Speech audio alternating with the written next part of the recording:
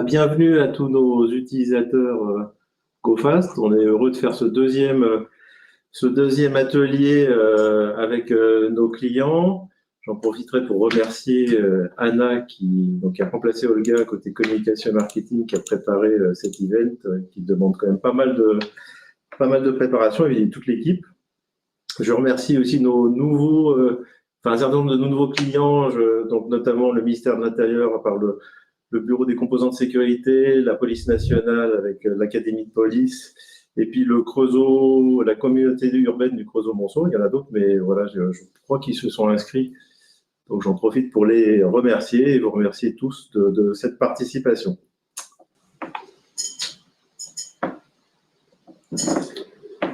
Voilà, les participants, les interlocuteurs, vous les connaissez. Donc, je suis Christophe Pointer, le président de la société Vision. Anna, que j'ai présentée. Abrakia, que vous connaissez aussi côté Change. Et Yelena, côté Sales, que vous connaissez aussi bien. Et puis, j'en profite pour parler d'Arthur Alexandre, qui nous rejoint, qui est connecté aussi, qui va rejoindre l'équipe Sales, qui vient juste d'arriver. Bienvenue à lui aussi. Donc ça c'est le programme. Donc 5 minutes d'introduction. Après donc on va faire une partie sur la GoFast Essential. Un retour d'expérience, un très beau retour d'expérience. Je remercie déjà d'avance Nathalie Trémaille de la région Bourgogne-Franche-Comté. La démonstration d'un cas d'usage qui est la gestion des conventions sur GoFast, le roadmap et un certain nombre de points de conclusion. Alors, donc le premier temps de partage, donc c'est sur la GoFast essentielle.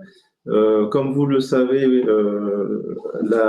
cette interface, donc son origine, c'était une réflexion qui a été menée par Région Bourgogne-Franche-Comté et nous-mêmes, et puis d'autres remarques de clients, d'un constat qui était que lors d'un déploiement massif de GoFast ou pour des usages occasionnels, donc par exemple des extranets, des externes à l'organisation, il y avait un vrai besoin d'une interface simplifiée, voire très simplifiée, pour faciliter les déploiements et améliorer l'usage de la plateforme. Donc le constat, c'était qu'il fallait garder l'interface GoFast Plus, mais en rajouter une deuxième qui serait basée sur un concept d'explorateur de fichiers, c'est-à-dire comme sur Windows, pour faciliter la transition entre quelque chose que les utilisateurs connaissent depuis des années et GoFast. Donc on a pris ce concept-là, essentiellement voir un explorateur de fichiers, et puis simplifier un certain nombre de choses. C'est-à-dire, par exemple, le menu de gauche a été supprimé, on a masqué des fonctionnalités, on a masqué toutes les opérations de gestion des espaces, par exemple. Quelque chose qui avait été aussi beaucoup demandé, c'était de masquer le bloc de métadonnées à droite, d'avoir aussi une prévisualisation qui s'ouvre directement sur l'explorateur de fichiers. C'est-à-dire c'est comme une sorte de couche ou de layer. Le document s'affiche par-dessus l'explorateur de fichiers. Et quand on ressort, on reste dans l'explorateur de fichiers. Donc, on a toujours l'impression d'être dans cet explorateur de fichiers. Avec, on verra une navigation gauche-droite. On peut passer d'un document à un autre directement à un clic. Un vrai mode pleine page en GoFast Plus, c'est pas vraiment un mode de pleine page, ce qui est le cas en GoFast essentiel. Un historique des emplacements comme on a sur l'explorateur Windows, et puis des contrastes plus élevés qu'on peut en plus. Voilà, donc globalement, un produit plus simple à utiliser, en tout cas pour les utilisateurs occasionnels ou avec une faible maturité numérique. Donc ça ressemble à ça. Donc pour ceux qui la connaissent pas, donc ça a été un gros travail, donc un gros travail notamment avec la région Bourgogne-Franche-Comté et aussi les équipes de développement pour que quand même aussi, ce que j'ai pas mis en introduction, on retrouve ces repères entre plus et essentiel, parce que l'idée aussi c'est que les gens qui commencent avec l'offre Essential puissent passer sur la version plus sans se trouver complètement perdus. Donc il y avait beaucoup de contraintes dans ce développement. Mais je pense que globalement, on a réussi à atteindre l'objectif qu'on s'était donné au début. L'autre slide. Et voilà, et donc ça, c'est juste pour prendre l'exemple de la prévisualisation qui s'affiche par-dessus l'explorateur de fichiers, dont le bloc de métadonnées à droite est replié. Et puis là, on a un petit zoom là sur l'action de le mode pleine page complet, et puis les petites flèches qu'on voit à gauche à droite qui permet en fait de naviguer d'un document au document suivant dans le même répertoire qu'on a sélectionné précédemment. Ça fait aussi une sorte de carrousel si jamais on est sur des images, par exemple. C'était aussi quelque chose qui avait été demandé, qui permet de passer d'une image à une autre en un clic. Et alors, donc le bilan, donc ça a été lancé, ça a commencé à être déployé en février. Et donc, à partir de février, ça a été déployé chez les clients. Alors, ce qu'on peut retenir, c'est que... ah oui, c'est uniquement... il y a 35% des utilisateurs qui sont passés sur Essential, avec des pointes beaucoup plus élevées chez certains de nos clients. 59% pour la région Bourgogne-Franche-Comté. Alors, vu que c'était quand même dans le pilote, c'est bien. 54% pour TNE 34 qui fait partie de l'Académie Montpellier et 51% aussi pour la région Occitanie. Mais après, chez tous les clients, on va dire quelque part, le déploiement a été assez important et rapide.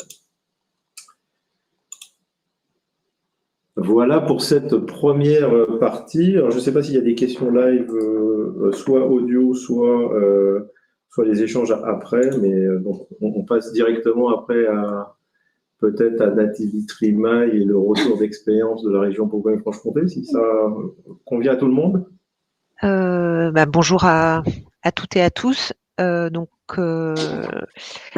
vous qui projetez les diapos, c'est ça, hein, comment on procède? Non, c'est moi qui partage mon écran? Oui. Je vous laisse partager, Nathalie. Ok.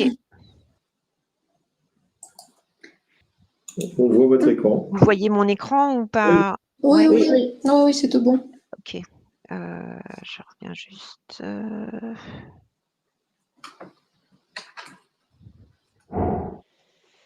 Ok. Alors donc effectivement, donc moi je suis Nathalie Trimaille, je travaille à la région Bourgogne-Franche-Comté en tant que chef de projet au niveau de la DSI. Et donc CO Vision m'avait demandé de pouvoir témoigner lors de ce club utilisateur. Donc ce que j'ai prévu de vous présenter, c'est faire un petit point sur le collaboratif au sein de l'administration régionale et qu'est-ce qui a fait qu'on a choisi la plateforme GoFast, sachant qu'on a commencé par un POC et puis on a étendu ensuite l'utilisation. Et puis, j'ai choisi d'illustrer l'utilisation de GoFast par différents cas d'usage qui fonctionnent bien aujourd'hui au sein de la région.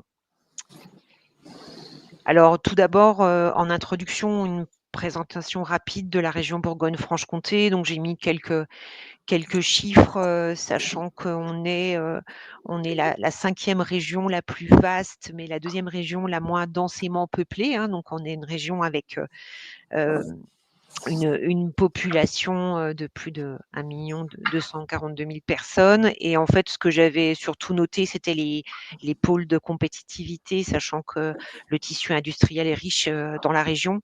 Mais il y a également une agriculture très, très développée avec bien sûr des filières d'excellence autour de l'élevage. Je vais directement. Donc là, vous voyez bien la diapo, la région? Oui, Parfait. Parfait. Donc oui, comme je disais, au niveau de la région Bourgogne-Franche-Comté, il y a 4 726 agents, dont 1 320 agents au sein de l'administration régionale et ensuite 3 406 agents dans les lycées. Donc là, l'utilisation de GoFast concerne plutôt l'administration régionale, hein, les agents région. Il n'y a pas de déploiement du tout dans les lycées. J'ai aussi ajouté une slide sur les compétences d'une région qui sont, peut-être comme vous le savez, en plus il y a d'autres régions qui sont présentes, des compétences fortes autour du développement économique, des lycées, des transports, de la gestion des fonds européens également. Donc potentiellement beaucoup d'acteurs qui ont besoin de partager de l'information avec soit des personnes extérieures à la région, soit en interne région, en transverse ou bien au sein d'une équipe, sachant qu'il y a aussi donc il y a des compétences exclusives et puis des compétences qui sont partagées avec d'autres collectivités. Mais en tous les cas, il y a beaucoup de thématiques où potentiellement on peut être amené à partager de la documentation. Alors concernant le collaboratif au sein de l'administration régionale, j'avais repris le constat, qu'on avait fait, au moment où on a débuté le POC, mais qui, pour certains éléments est encore bien présent, hein, notamment l'utilisation forte des disques partagés, beaucoup de documents échangés par mail et puis, des difficultés à retrouver, la version à jour d'un document, avec également une problématique de documents qui peuvent être stockés à différents endroits, notamment parce que, chacun a son propre disque partagé, donc forcément les documents peuvent être dupliqués.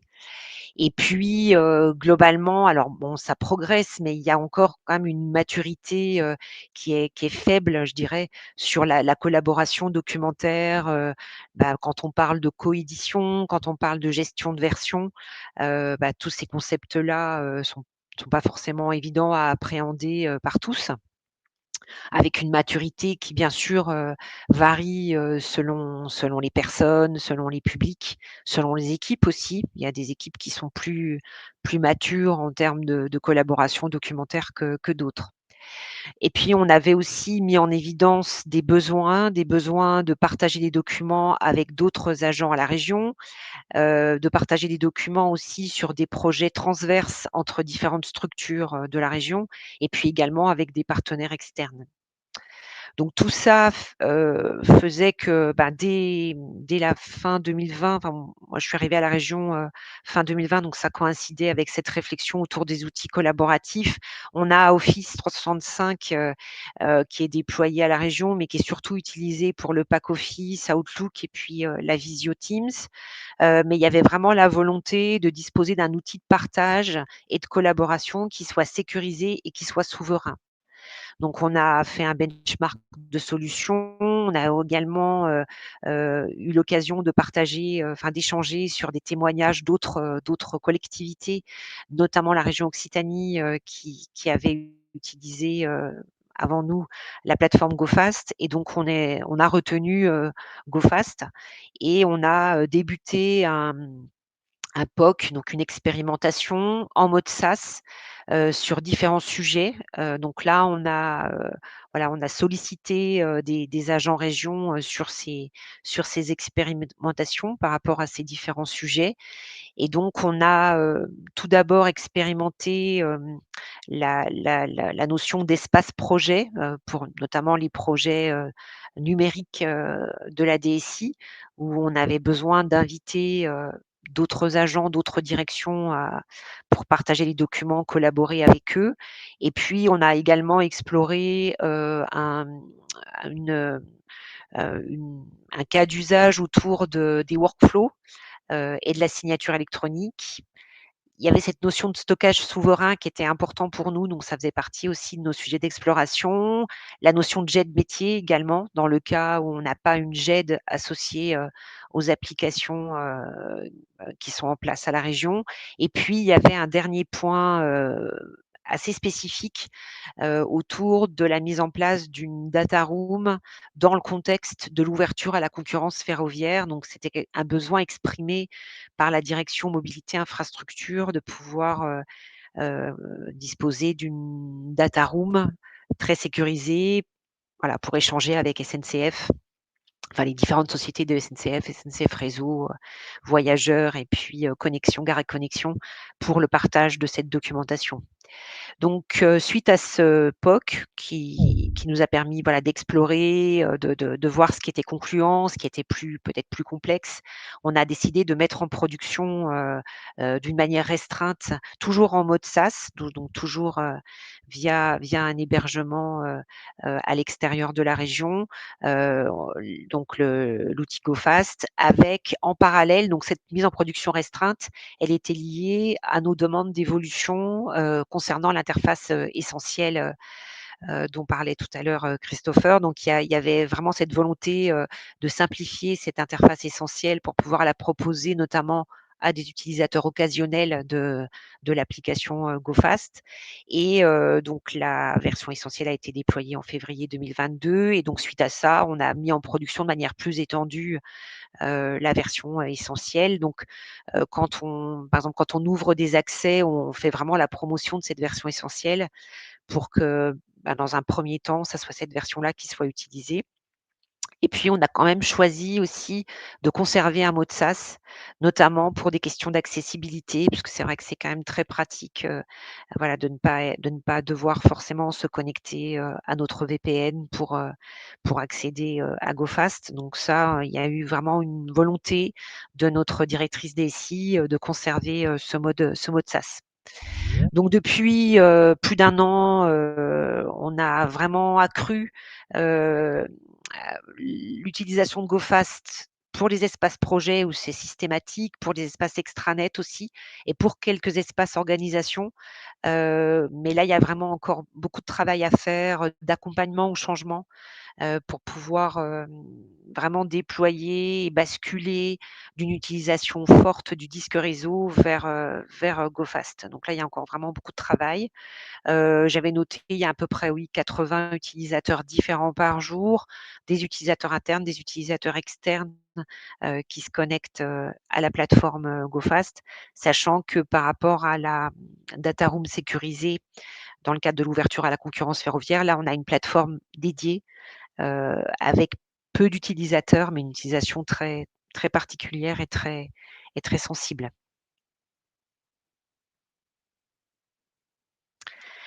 Alors sur l'illustration d'utilisation de GoFast, ce que j'ai choisi de vous présenter, aujourd'hui, donc c'est l'illustration autour d'un espace projet, d'un espace d'échange avec des partenaires externes, d'un espace documentaire d'une direction, en illustrant par la DSI qui est vraiment très, très avancée sur cette utilisation, de son propre espace documentaire, un focus sur la data room sécurisée pour l'ouverture à la concurrence du marché des TER et puis un dernier point une utilisation qui est en cours d'implémentation par rapport au stockage centralisé des fichiers signés électroniquement et des éléments de preuve. Alors sur l'espace projet, donc on a vraiment fait le choix à la DSI de créer systématiquement un espace projet, un espace documentaire partagé entre la DSI et les directions métiers. Donc on a un portefeuille de projets SI et donc pour chaque projet SI, on va avoir un template standard d'arborescence qui est disponible, mais qui peut bien sûr être adapté en fonction de chaque projet. Et puis, on peut avoir aussi, en fonction des espaces projets, un espace extranet couplé, si on a un prestataire ou un consultant qui est impliqué. Et si le prestataire travaille avec la région sur plusieurs thématiques, on crée alors des sous-espaces, dans la partie extranet du prestataire. Donc j'ai illustré là par des copies écran pour un projet, pour le projet d'archivage électronique. On a lancé un cadrage de ce projet avec une société, enfin un prestataire qui s'appelle Grande Sortonne. Et donc là, vous voyez, on a donc dans la partie groupe de GoFast, un sous-espace portefeuille projet SI, un projet archivage électronique, donc qui là est accessible à des acteurs régions, donc notamment le service archive et puis la DSI. Donc on a des répertoires avec notamment un répertoire dédié à la documentation partagée avec l'AMO.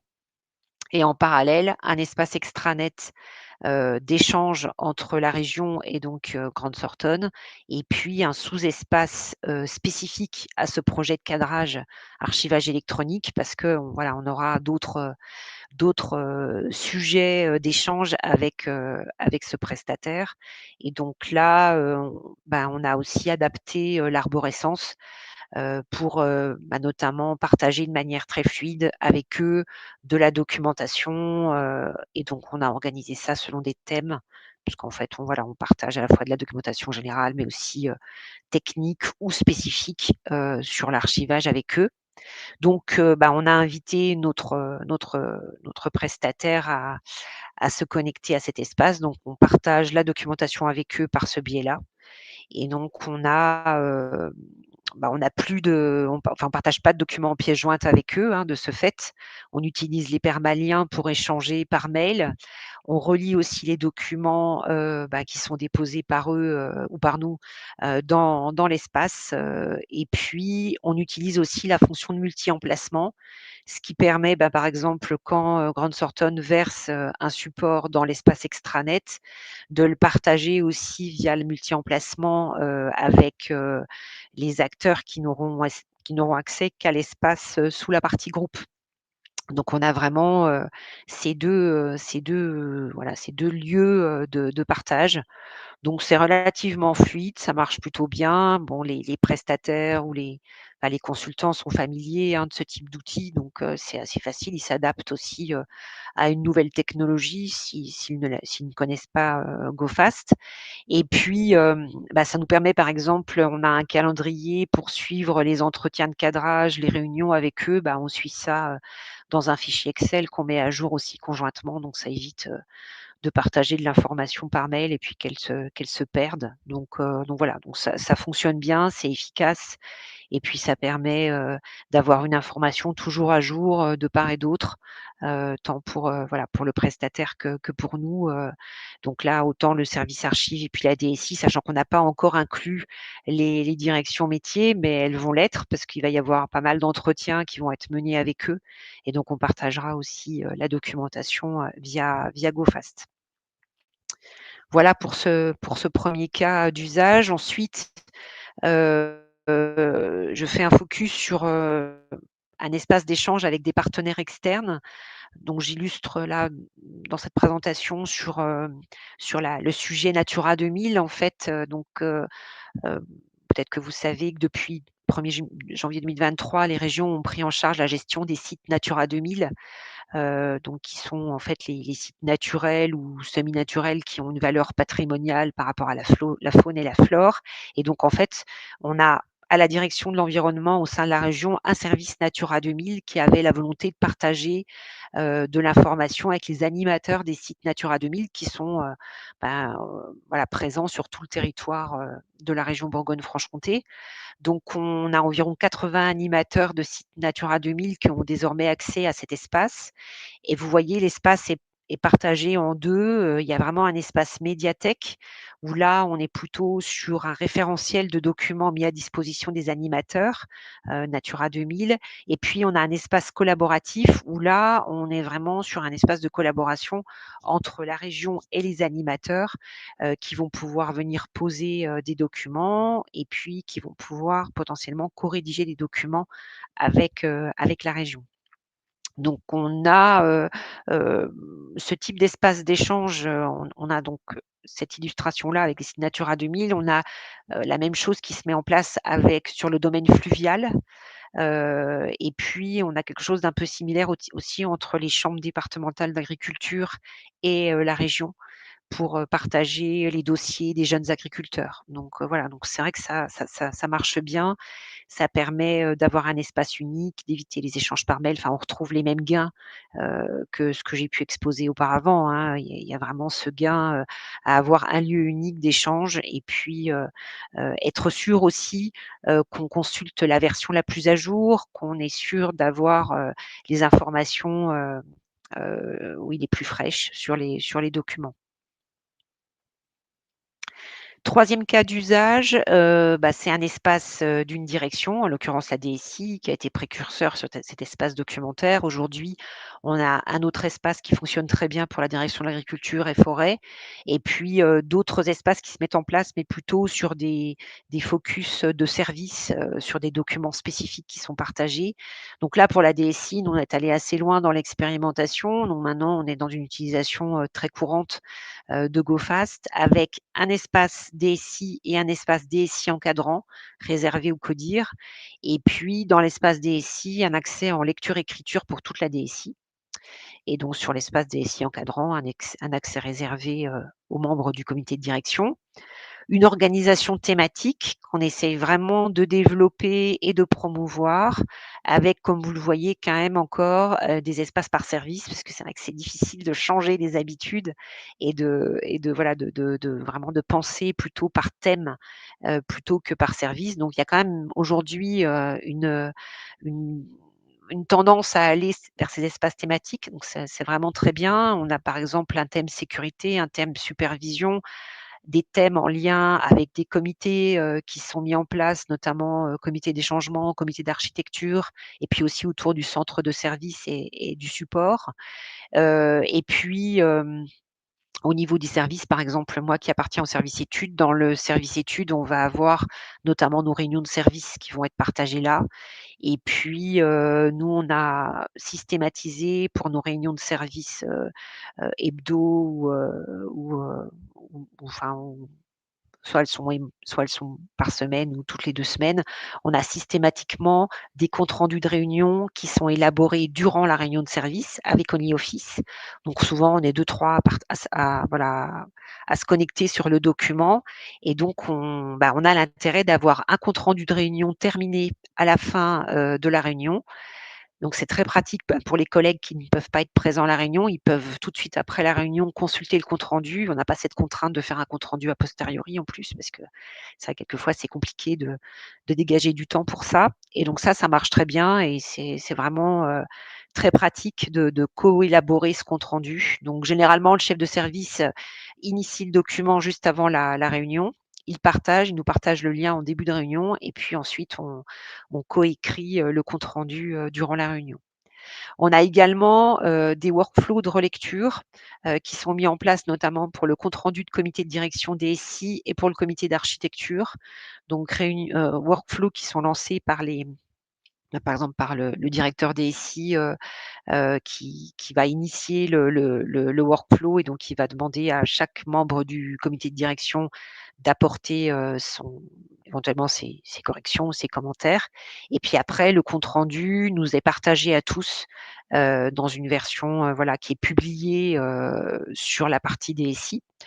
Et donc on reçoit un lien par mail hebdo avec le compte rendu qui est consultable directement dans GoFast. Donc ça, ce sont vraiment des usages qui facilitent le travail, qui sont maintenant rentrés dans les coutumes et dans les pratiques de chacun. Et donc à voir ensuite comment voilà, on arrive à promouvoir ce type de fonctionnement pour d'autres directions. Bien sûr, nous, on a tout ce qu'on travaille là dans GoFast n'est bien sûr pas du tout dans le disque réseau. Donc, dans le disque réseau, on le garde pour des anciens documents. Enfin, donc après, il y a du tri à faire dedans, mais tout ce qui est actif, tous les documents qui sont vivants sont maintenant dans GoFast. Et c'est vrai que ça, c'est vraiment une consigne que je donne aux autres directions, c'est que si on passe sur GoFast, bien sûr, on abandonne le disque partagé et on n'a pas des documents qui stagnent, qui continuent peut-être à évoluer côté disque réseau, parce que là, c'est l'assurance que ça ne marchera pas. Il faut vraiment voilà, déplacer les documents dans GoFast et les faire vivre et les faire évoluer dans l'outil.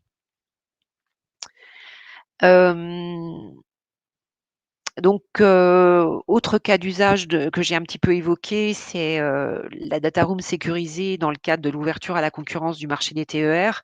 Donc, on a cette obligation, obligation, oui, d'organiser une ouverture à la concurrence du marché des TER. Donc, j'avais noté qu'à partir de fin 2023, les régions avaient l'obligation d'organiser des procédures de mise en concurrence pour toute nouvelle attribution d'un contrat portant exploitation d'un service conventionné de transport ferroviaire de voyageurs. Et donc, dans ce contexte, la direction mobilité infrastructure a exprimé le besoin de disposer d'une data room sécurisée et robuste pour stocker la documentation transmise par les fournisseurs actuels que sont SNCF Réseau, SNCF Gare et Connexion et SNCF Voyageurs, et donc pour potentiellement les partager avec d'autres acteurs. Donc là, aujourd'hui, il y a cette data room qui existe, qui permet de récupérer la documentation, de les partager avec des acteurs région et des acteurs extérieurs à la région, notamment un bureau d'études, pour pouvoir ensuite, dans le cadre de mise en concurrence, disposer de cette information. Donc cette plateforme, elle est distincte de la plateforme GoFast Région BFC, et on a fait le choix d'un cloud certifié Secnum Cloud, du fait que les données sont sensibles, qu'il faut vraiment sécuriser fortement les échanges et puis réduire aussi les risques de sécurité qui pourraient être liés à l'utilisation du cloud. Et donc on a structuré l'espace extranet avec un espace dédié par fournisseur d'infos, donc un espace réseau, c'est SNCF Réseau, SNCF Gare et Connexion, SNCF Voyageurs, et il y a même une synchronisation régulière qui a été mise en place entre le site SharePoint de SNCF Voyageurs et la data room région. Et on a aussi utilisé la métadonnée données confidentielles dans la métadonnée importance, la valeur donnée confidentielle qui permet de bloquer le téléchargement des documents et le partage par mail. Donc voilà, donc là on est vraiment sur un cas d'usage très spécifique avec une plateforme dédiée à ce besoin particulier autour de l'ouverture à la concurrence du marché des TER. Et puis pour terminer, quelque chose qui est en train de se mettre en place autour de la signature électronique. En fait, on a, nous, à la région, acquis un nouvel outil de signature électronique qu'on déploie là depuis septembre 2022, qui est le parapheur de SRCI.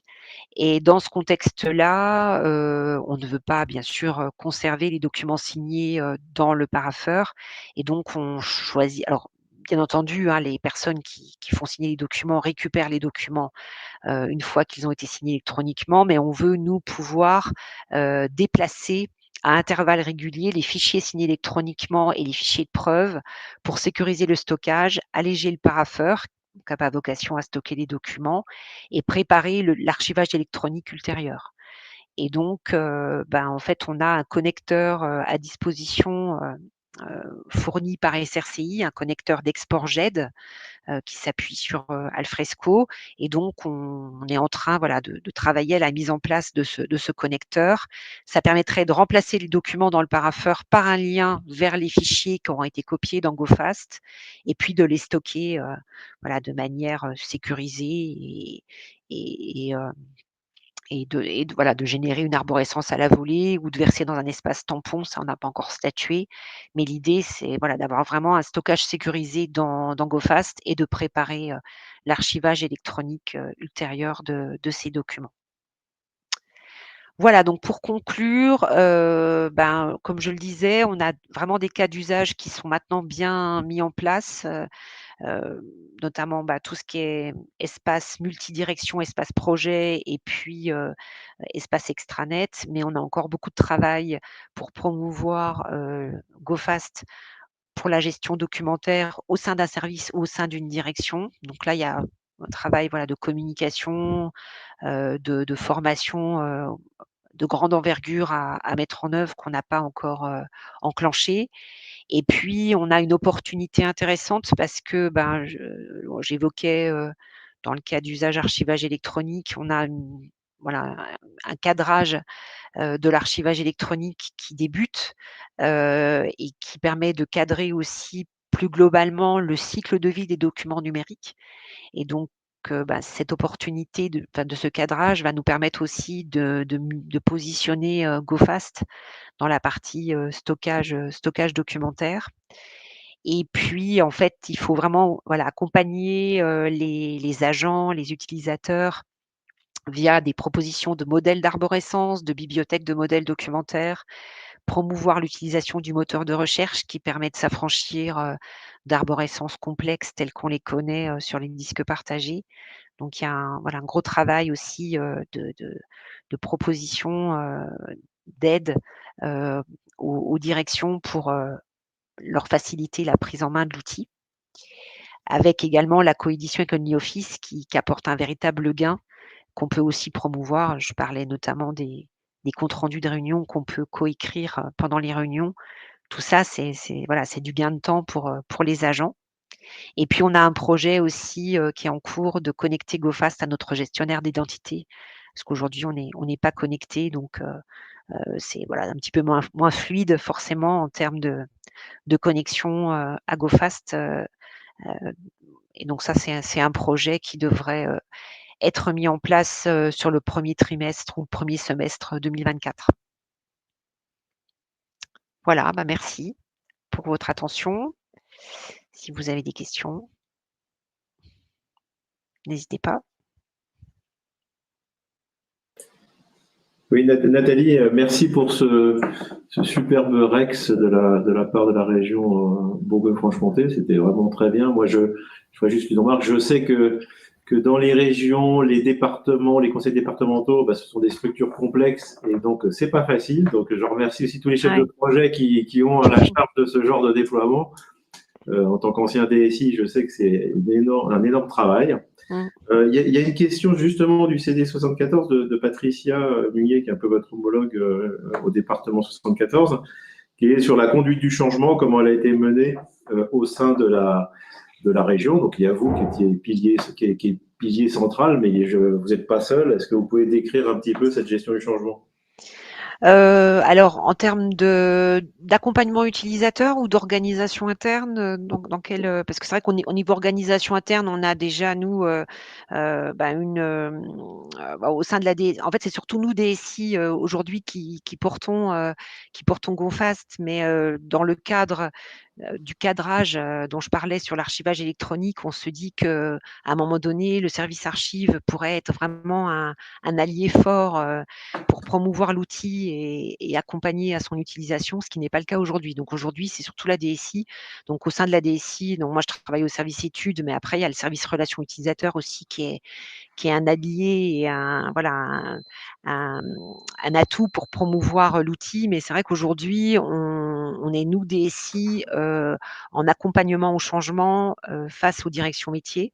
Et c'est vrai que ça, je pense que c'est pas idéal et qu'il faut qu'on arrive à trouver, comme je le disais, un allié, notamment au niveau du service archive qui pourrait nous aider. Et donc, en fait, ça s'est fait, le changement, comme je le disais, en fait, aujourd'hui, on est plutôt à répondre à des sollicitations qu'à promouvoir largement l'outil. Donc, en fait, les directions qui sont moteurs, qui ont besoin d'un outil de partage, viennent vers la DSI. Et donc, on va travailler avec eux, leur présenter l'outil, paramétrer l'espace qui va bien avec l'organisation adéquate, espace sous espace, espace répertoire, leur proposer des modèles et puis après les former. Donc en fait, on a plutôt aujourd'hui jusqu'à maintenant, faute aussi de ressources, parce que moi c'est vrai que je suis un peu seule avec mes collègues de la relation utilisateur, mais c'est vrai qu'on n'a pas une structure forcément dimensionnée pour répondre à tous les besoins. Donc aujourd'hui, on est plutôt en réponse à des sollicitations plutôt qu'en démarche très proactive. On irait vers chaque structure en disant voilà, maintenant utilisez GoFast plutôt que le disque partagé. Donc c'est là où on a vraiment à travailler encore notre stratégie de déploiement en étant peut-être moins seul DSI à promouvoir GoFast et à le déployer. Bonjour, je suis Patricia Munier, en fait, du CD Haute-Savoie. Et vous êtes combien de formateurs? Combien de formateurs sur GoFast? À peu près, on est 2. Et c'est vous qui faites, c'est au niveau du service études? Ouais, tout à fait. Au niveau du D'accord, service c'est pas la études, relation, usager qui a non, pris en charge la formation? non, pas OK. encore. C'est notre volonté. En fait, eux, ils vont apporter plutôt le support de niveau 1, par rapport à des questions, voilà, d'utilisation, ou de connexion à l'outil. Ensuite, les questions un petit peu plus, voilà, poussées vont plutôt arriver vers nous, service études. Et notre volonté, oui, c'est d'associer le service relations utilisateurs dans la formation. Aujourd'hui, c'est plutôt, une de mes collègues et puis moi-même qui faisons les formations, qui enregistrons des vidéos aussi. Donc là, le service relations Mmh. utilisateurs dispose d'outils pour faire des petites vidéos. Donc voilà, on est en train de voir avec eux comment, mettre en place aussi, des outils, sachant qu'on s'appuie aussi sur les vidéos proposées par CO Vision, hein, la vidéo, qui est sur YouTube là de promotion de la interface essentielle. Moi, j'en fais la pub régulièrement D'accord. pour aider les collègues. Mais oui, aujourd'hui, oui, c'est surtout le service études qui travaille sur l'accompagnement et la formation.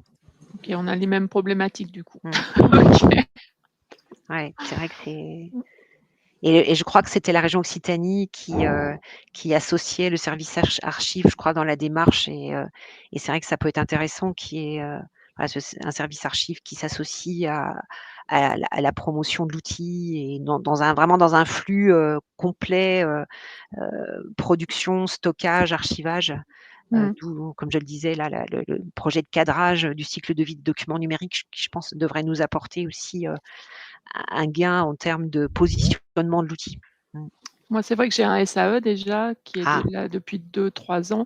Le service archive est très impliqué, pour le SAE. Par contre, ils ont pas encore compris l'intérêt justement de faire le lien avec la GED. En fait, c'est le ah, point de départ et ouais, donc ils sont ouais, pas impliqués, dans le projet GoFast. J'ai d'accord. essayé, mais ça a Alors, pas marché. j'en profite hein, pour dire que je reviendrai dessus, je pense un peu plus tard, mais pas forcément. Nous, on a lancé, enfin, on veut relancer conjointement avec des clients la salle d'archives qu'on avait commencé avec C74 et l'INSA Lyon, mais qui correspondait pas à tous les besoins région. Donc en fait, à partir de la DUA qui est déjà présente dans GoFast, aller plus loin et remettre en place cette notion de salle d'archives, salle de tri, avant l'envoi aux archives définitives. Mais par contre, là, il va falloir qu'on se mette un petit peu tous d'accord. Donc, on va monter un groupe de travail, surtout s'il y a un intérêt, parce que on sent qu'il y a toujours un intérêt sur le sujet, pour mettre tout le monde d'accord un petit peu sur la cible.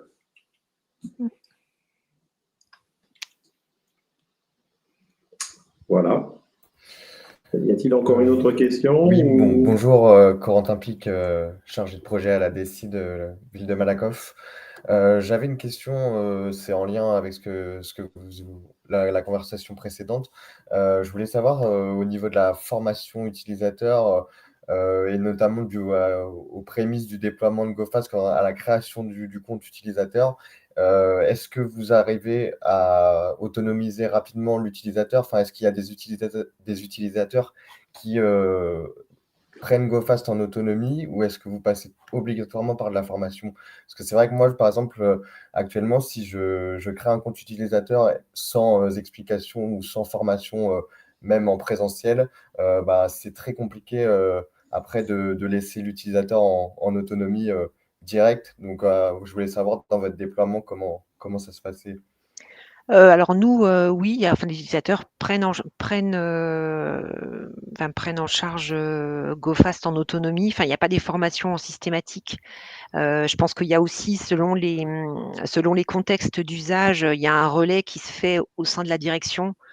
Par exemple, à la direction agriculture et forêt qui maintenant est vraiment utilisatrice. Là encore ce matin, j'ai ouvert un compte, pour une nouvelle collègue, mais je n'apporte pas de formation en tant que telle. Là, je pense que là, il y a vraiment, oui, un relais qui est fait, par les collègues de cette personne. Sachant que quand j'informe de la création du compte, souvent je fais un petit laïus sur le fait que, il y a la vidéo, qui est disponible pour la version essentielle. J'explique qu'il faut choisir la version essentielle au moment de la connexion. Enfin voilà, j'ai un mail un peu riche en informations pour aider déjà les personnes, à se connecter. Et puis les actions de formation, on les a plutôt menées, par exemple, pour les extranets là, pour les animateurs des sites Natura 2000, pour les chambres départementales d'agriculture. Là, on a fait des actions de formation dédiées parce qu'on invitait des acteurs externes à l'utilisation de l'outil. Mais c'est vrai qu'il n'y a pas d'action systématique de formation. Il faudrait sûrement qu'on le fasse parce que là, on laisse un peu les personnes, quelquefois peut-être se débrouiller un peu seules. Ça dépend vraiment des contextes. D'où l'idée de pouvoir avoir plutôt des petits tutos. Nous, on a acquis un outil qui s'appelle PlayPlay pour faire des petits tutoriels. Et donc, c'est mes collègues de la relation utilisateur qui font ça. Et donc, on voudrait proposer des petits granules de formation, vraiment des petits focus, des formations en tutoriel de 2-3 minutes, hein, très, très ciblées sur des actions particulières pour aider les personnes à prendre en main l'outil en autonomie. Parce qu'après, les actions de formation, c'est vrai que ça prend du temps et comme on n'a pas une structure bien en place avec beaucoup de personnes qui peuvent mener les formations, c'est vrai que c'est vite chronophage. Mais ce qui est fait aussi, moi, ce que je fais en systématique, s'il y a un besoin qui émerge, là, il y a un atelier de travail avec la personne qui exprime le besoin. Si par exemple, je parlais des extranets fluviales Natura 2000, il y a un atelier avec une personne ou généralement même 2 personnes parce qu'il y a un administrateur de l'espace et puis un backup. Et donc ces personnes-là, il y a un atelier de 2 heures au moins pour vraiment la prise en main de l'outil, la structuration de l'espace et puis toutes les notions à connaître. Et puis ça, après, ça permet de faire un relais aussi via eux vers leurs collègues. D'accord, merci. Je rajouterais juste une chose. On a vu là au niveau statistique, la région utilise beaucoup GoFast Essential, donc la version simplifiée qui est donc très proche d'un explorateur de fichiers, etc., et qui simplifie quand même la prise en main de l'outil. Et puis peut-être quelque chose, Nathalie, que vous avez pas évoqué. Vous avez aussi un fort sponsoring de la DSI. Je sais que Madame Noguer est très impliquée, a été une des premières à mettre les workflows pour les PV de CODIR, etc. Et quand même, ça aide dans une structure d'avoir une DSI aussi impliquée, puisque c'est Madame Noguer, dans un projet de déploiement. Tout à fait. C'est vrai que Nicole Noguer, qui est maintenant notre ancienne directrice DSI, parce qu'on a un nouveau directeur DSI depuis quelques jours, maintenant quelques semaines, parce qu'il est arrivé début novembre. Elle a vraiment, voulu inciter à une utilisation forte de GoFast. Et par exemple, on a des réunions de pôle, des réunions SI par pôle, donc les grands pôles de la région. Et en fait, les documents qui sont partagés avec les directeurs généraux adjoints, les directeurs délégués, les directeurs de ces pôles sont aussi partagés via GoFast. Donc ça, c'est une incitation aussi à ce que les encadrants aillent sur l'outil pour consulter, par exemple, l'état des lieux, l'état d'avancement de leur projet. C'est des fichiers Excel qu'on met à disposition avec la météo des projets, ce genre de choses. Et c'est vrai que Nicole Noguer a été vraiment un très promoteur de cet outil, parce qu'elle a aussi vraiment à l'esprit le fait d'avoir un outil qui soit souverain. C'était vraiment sa volonté forte aussi de ne pas forcément déployer SharePoint et des outils Microsoft pour la gestion documentaire. Donc on a vraiment cette volonté-là de promouvoir un outil tel que GoFast. Ok. Merci. Si jamais il n'y a pas d'autres questions. Un grand merci encore de nouveau pour ce témoignage. Et puis, à très bientôt, Nathalie. Merci.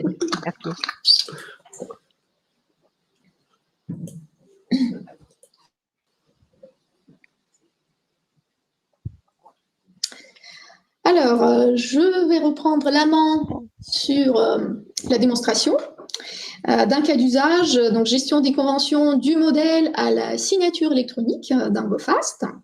Donc déjà, un rapide check sur le partage d'écran. C'est bon. Donc là, normalement, c'est tout bon. Ouais. Parfait. Alors, pour ce cas d'usage, nous avons pris ce modèle de convention de partenariat qui est stocké et classé dans un espace collaboratif gestion des conventions sur la plateforme GoFast. Dans cet espace, il y a des membres qui ont des accès en écriture et en lecture sur des documents partagés dans cet espace. C'est un modèle du document avec une structure et une charte graphique bien définie. Comment je peux constater qu'il s'agit d'un modèle du document dans GoFast?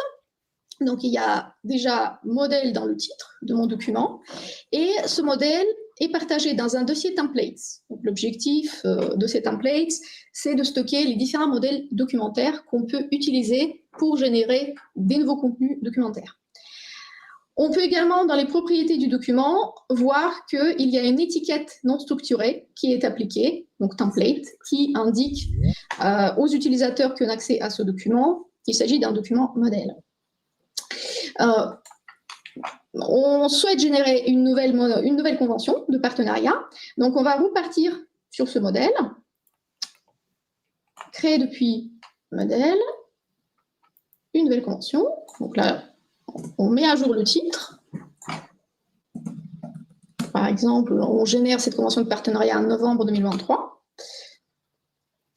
Et ensuite, on partage dans le plan de classement cette convention. Donc là, je vais partager dans un espace gestion des conventions. Et à la fois, je vais le partager, par exemple, avec les membres du CODIR.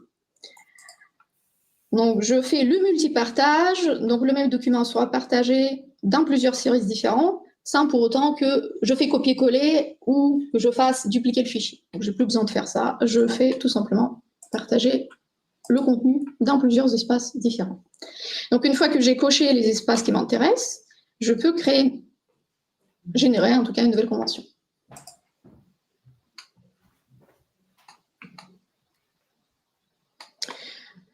Donc, je suis redirigée automatiquement sur cette nouvelle convention. Donc, nous avons bien gardé toute la structure du document, toute la charte graphique du document. Je vois en prévisualisation cette convention. Si j'ai besoin de connaître les propriétés de ce document, en tout cas les informations essentielles, par exemple, par qui cette convention a été créée, à quel moment, dans quel espace elle est partagée, j'ai la possibilité de visualiser ces propriétés tout simplement ici. Donc, je peux cacher ou ouvrir ce volet avec toutes les informations, donc toutes les propriétés du document. Donc, je vois qu'il s'agit d'un contrat. Donc, ces propriétés de document peuvent évoluer lors de l'avancement du cycle de vie de ma convention. Donc, je vois qui est l'auteur de cette convention, la date de création, la version de ce document dans le temps. Où est-ce que cette convention est partagée? Donc là, on voit bien qu'elle est partagée dans ces deux espaces, avec effectivement les accès en écriture et en lecture à ces 9 personnes, donc qui peuvent soit modifier, soit effectivement consulter cette convention. On a le lien vers le modèle du document, donc si jamais on a besoin de revenir sur le modèle, donc, en toute simplicité, on peut le faire, et l'étiquette qui s'applique effectivement, qui indique à tous les utilisateurs qui ont accès à cette convention, qu'elle est générée à partir du modèle. Puisque je viens de générer une nouvelle convention, il convient, donc l'étape suivante, il convient de le remplir. Pour ça, on peut directement ouvrir cette convention avec une bureautique intégrée à GoFast, donc c'est on le fils. Bon, je pense que là, oui, voilà. Aujourd'hui, c'est ce que je voulais dire. C'est ce que je voulais dire, c'est que effectivement, j'imagine que tous nos clients et les partenaires ici présents connaissent qu'on intègre cette bureautique dans GoFast. Bon, c'est quand même un document sur 6 pages, donc ça reste une convention assez volumineuse. Je veux gagner du temps dans la rédaction de ce document, donc j'ai besoin d'une aide, donc d'un coup de main, et je vais inviter quelqu'un à co-construire cette convention en temps réel avec moi. Donc par exemple, pour ça, je vais aller écrire dans notre chat, qui est bien sympathique. Donc je vois que, par exemple, Anna est connectée, donc je vais inviter ma collègue de m'aider dans cette co-construction, en lui envoyant un message dans le chat.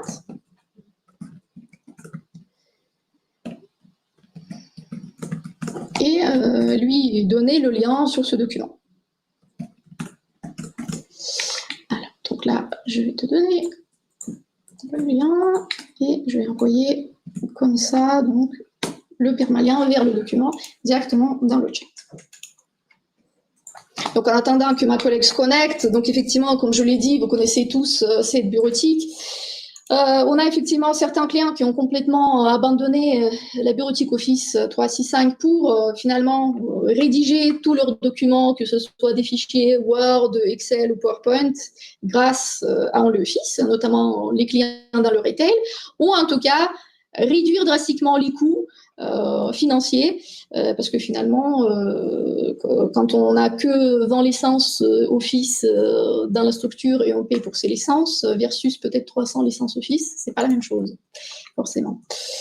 Alors, donc pour l'instant, je vais activer le suivi de modification.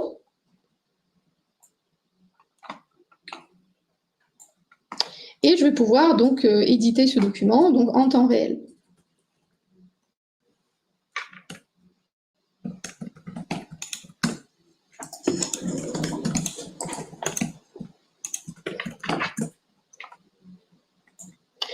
Donc bien évidemment, je peux être tout à fait seul dans l'Office et rédiger mon document tout seul si je le souhaite, hein, et on peut être à plusieurs bien sûr aussi pour travailler beaucoup plus rapidement ce document. Oui, je l'ai sorti. Donc une fois que j'ai fini la rédaction de ce document, une nouvelle version de ce document automatiquement. Donc là, on n'a plus à se poser la question et à renseigner dans le titre de ces fichiers V1, V2, V3, typiquement. GoFast gère cette partie tout seul et on peut constater qu'on a une nouvelle version. Donc déjà, il y a des pop-up de notification qui nous le disent, mais il y a également, dans les propriétés du document, je peux voir qu'il y a la version 1.0 qui a été générée. Donc avec la possibilité de voir toutes les versions associées juste là, et avec la traçabilité disponible sur chaque version de ce document. Donc, je prévisualise tout simplement le fichier et on retrouve effectivement 2-3 modifications que je viens de faire. Convention, c'est un document important. Forcément, les responsables des services notamment vont certainement jeter un coup d'œil sur l'évolution de ce partenariat. Par exemple, le responsable qui regarde peut remarquer peut-être certaines incohérences dans cette convention, voire des coquilles, peut-être des paragraphes qui ne vont pas et qu'il convient de changer. Donc, on peut tout simplement, effectivement, dans ce cas-là, publier un commentaire à l'égard de ses collègues, notamment donc, du service qui a travaillé sur la rédaction de son convention. Donc, on publie un commentaire en 2 clics. Ça évite de faire un mail avec une, voire plusieurs pièces jointes et attendre la réponse de ses collègues sur cette convention par mail. Donc, on n'est plus obligé de faire ça. Et avec la possibilité de citer effectivement les collègues en direct. Ouais, donc ça, c'est une fonctionnalité que vous connaissez peut-être pas, hein, donc qui fait un lien entre le commentaire et le chat temps réel. Là, il va y avoir une notification automatique temps réel de la personne dans le chat. Donc là, je peux effectivement en 2 clics publier très simplement ce commentaire-là, qui donc est public, en tout cas accessible à toutes les personnes forcément qui ont accès à ce document, en écriture ou en lecture. Et tous les commentaires sont tracés, historisés et audités dans le temps. Et donc, effectivement, c'est un petit bonus. Peut-être l'ensemble de nos clients ne le connaissent pas encore, mais effectivement, on a une bulle de notification dans le chat et on reçoit des notifications en temps réel. Donc là, effectivement, je peux très facilement voir que quelqu'un m'a tagué sur ce document et que j'ai potentiellement une action à réaliser sur cette convention. Convention reste un document formel. Donc, à un moment donné, forcément, il y a la direction qui doit valider cette convention de partenariat et tous les acteurs qui participent dans ce contrat partenarial devront le signer à la fin. Dans ce cas-là, on a la possibilité d'un GoFast directement assigner des tâches à ces personnes. Donc là, je vais par exemple partir sur un modèle qui est déjà prêt, donc c'est-à-dire convention partenariale. Donc, c'est un processus cadré qui est disponible dans GoFast. Je peux tout simplement lancer ce formulaire et je n'ai que finalement à jeter un petit coup d'œil pour checker qu'il s'agit bien effectivement des documents, des bons documents qui doivent être validés et surtout que c'est des bonnes personnes qui sont assignées aux bonnes tâches quelque part. Et avec la possibilité effectivement de demander à la plateforme GoFast de générer une publication au format PDF sur cette convention qui est au format docx, donc un document de travail, donc générer PDF avant l'étape de signature. Donc, une fois que j'ai effectivement vérifié toutes ces étapes, donc je peux lancer mes tâches. Et les personnes qui doivent effectuer ces tâches sur cette convention partenariale vont être notifiées par la plateforme. Globalement, j'imagine que la plupart de nos clients connaissent déjà ces fonctionnalités. Peut-être pour les nouveaux clients, effectivement, il y a certaines fonctionnalités qui ne sont pas encore utilisées, donc c'est intéressant justement de voir ce qui est possible. Donc, sur cette convention, je reçois une tâche de ce type-là. Donc, j'ai une notification par mail, mais j'ai aussi une notification en direct sur la plateforme GoFast qui s'affiche comme ça, notamment pour validation. J'ai toutes les informations nécessaires, les commentaires, la traçabilité en temps réel qui est disponible sur ce process et la possibilité soit de valider ma convention, soit de la refuser si, en tant que directrice, par exemple, je constate qu'il y a des termes dans cette convention partenariale auxquels je ne suis pas d'accord. Donc, je propose effectivement qu'on puisse finir positivement ce cas d'usage sur une note positive. Donc, c'est pour ça que je vais valider cette convention. Voilà, et donc je vais effectivement cliquer sur ce bouton vert pour valider ça. Et donc, une fois qu'on a validé une convention, elle est prête pour la signature. Donc, elle sera convertie au format PDF et on aura une tâche sur convention au format PDF pour pouvoir la signer. Sur cette étape de signature, nous vous proposons de visualiser juste une courte vidéo donc, qui va vous expliquer en fait comment on peut signer un document électroniquement dans GoFast avec un tiers paraffeur de signature. Pour ce cas précis, nous avons opté pour la signature avec YouSign. Donc, on a depuis quelques temps déjà un connecteur opérationnel entre GoFast et YouSign pour signer nos documents. Donc, je lance tout simplement cette vidéo, je vous le mets en grand écran pour que vous puissiez mieux visualiser.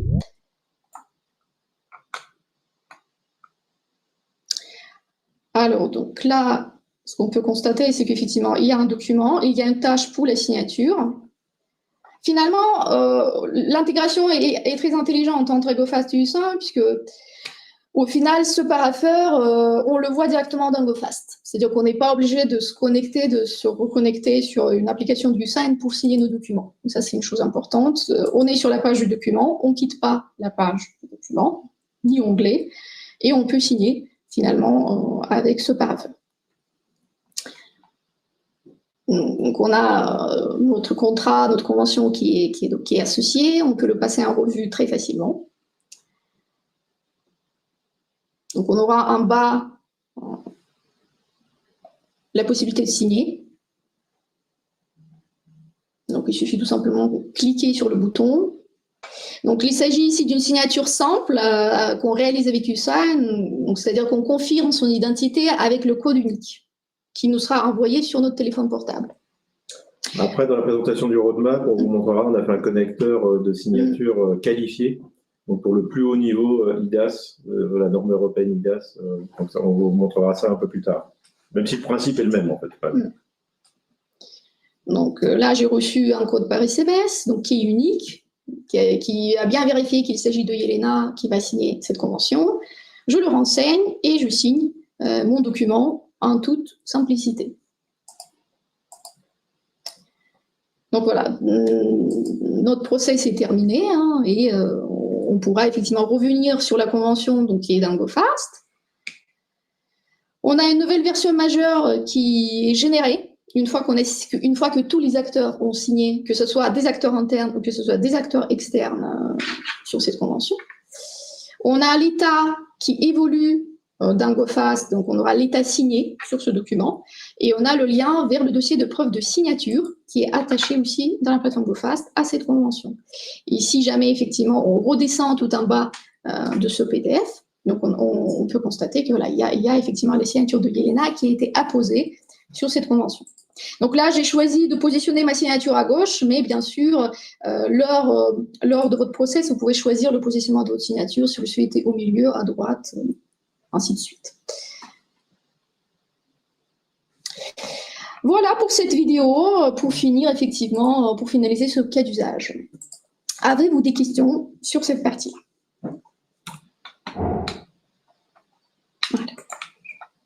Il y a une question. Oui, j'ai une question. Oui. Sur des conventions où il y aurait au-delà de 4 signatures ou à des emplacements différents, des emplacements définis, comment on peut faire pour typiquement pour signer, voilà, si j'ai je sais pas moi, une convention entre 8 partenaires, comment je fais pour la faire signer et l'emplacement des signatures, parce que là aujourd'hui c'est relativement proche des extrémités du document et voire même là même dans l'exemple que vous avez montré, ça vient chevaucher directement sur le pied de page. Donc c'est des choses qu'on pourra régler à l'avenir ou pas? Je crois qu'il y avait une demande pour pouvoir positionner en fait les signatures, une demande de développement, mais je ne sais pas si elle a été commandée en fait, pour pouvoir positionner exactement les signatures où l'on le souhaite. Sachant que bon, ça reste des documents numériques, hein, donc en fait ce qui est important quand même, c'est que le bon certificat soit dans le document. Mais je vois bien la demande. Je crois qu'il y a voilà, il y a un ou deux clients qui le demandent et qui j'espère, le commanderont et vont l'inscrire au plan de l'année prochaine. Ouais, parce qu'en fait, je suis d'accord sur le fait que c'est bien la preuve numérique qui compte, qui fait preuve, mais il y a aussi il y a une question d'image. Oui, C'est-à-dire oui. que si on fait signer des documents et que les signatures elles sont pas au bon endroit, etc., on met en jeu l'image de l'entreprise ou de l'université, enfin en l'occurrence de l'université, et voilà, ça peut dégrader nos relations avec d'autres On est partenaires. d'accord. Très d'accord. Très bien, merci. Alors après, il y avait une autre question qui a posé la question. Donc pour ce qui est des signatures, prévoyez-vous un moyen d'envoyer les documents directement vers un parapheur ou un orchestrateur? Oui, ça c'est. Bon, on a déjà des connecteurs, on a des connecteurs pastel. Si jamais vous avez un parapheur qui est déjà en place, on a un certain nombre de connecteurs pour l'envoyer à ce parapheur. Donc ça existe déjà, il faut voir lequel vous utilisez. S'il n'y a pas d'autres questions, Pas de souci. je vous propose qu'on continue. Donc, slide d'après. Donc, après, on va aller. Est-ce qu'au niveau timing, on est bon là? Oui, plus ou moins? Oui, ça va. Donc, on va aller à la slide suivante. Petit souci. C'est bon. Next.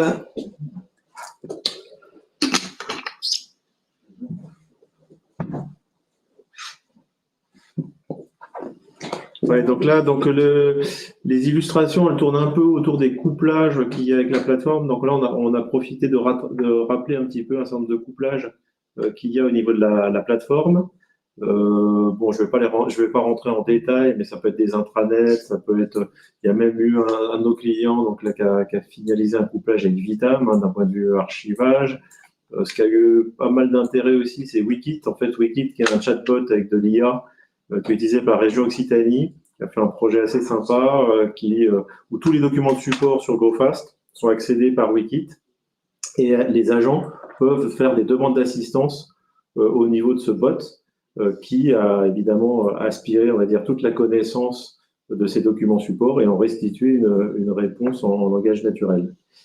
Voilà, ça c'est quelque chose qui est très intéressant. Et puis là, un des cas d'usage qu'on va montrer, là, c'est la gestion des actes au niveau de la ville de Malakoff. Alors la gestion des actes, même si moi j'ai pas été directement impliqué dans le projet, donc mais j'ai vu qu'il y avait quelqu'un de Malakoff qui m'arrêtera si je me trompe. Mais donc c'est de stocker l'ensemble des actes avec leurs métadonnées dans GoFast, de pouvoir les rechercher. Donc là, comme vous pouvez le voir sur cet écran, avec des métadonnées spécifiques ou non liées aux actes. Et puis ensuite, donc de pouvoir évidemment les prévisualiser. Comme vous pouvez voir, il y a des liens aussi entre les actes. Il y a ces métadonnées spécifiques que je vous parlais. Et à la fin, de pouvoir les restituer sur le site internet de la ville, puisque c'est une obligation légale. Hein. Et donc là, vous avez un couplage entre le site web de Malakoff et GoFast pour en afficher les actes à disposition avec des critères de tri par thématique, je pense qu'il y a par date. et par mots-clés. Donc voilà, donc je trouve que cet exemple il est assez parlant de couplage qu'on peut faire assez avancé entre GoFast et notamment un portail Internet. Je peux poser une question, oui, par rapport aux actes là, comment sont-ils injectés dans GoFast une fois qu'ils ont été, parce que j'ai vu qu'il y avait le tamponnage, ils avaient été télétransmis. Comment se passe le transfert des documents je ne sais pas si c'était slow, enfin j'ai rapidement vu. Alors Monsieur Pic, je pense que ça sera le mieux.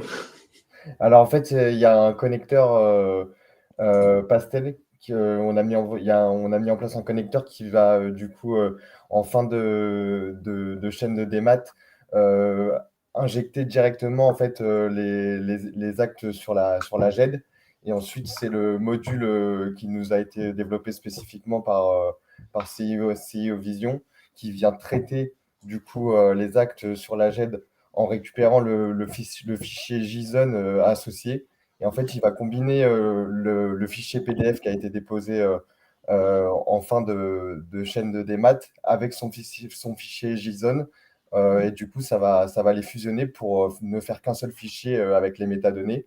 Et ensuite, on a fait développer en parallèle une page donc, sur notre site internet qui vient avec une requête qui vient donc récupérer les actes sur la GED. Ok, merci. Merci bien. Est-ce qu'il y a une autre question? Sinon, on passe un petit peu à la suite. Donc, merci aussi pour ce beau projet qui me semble vraiment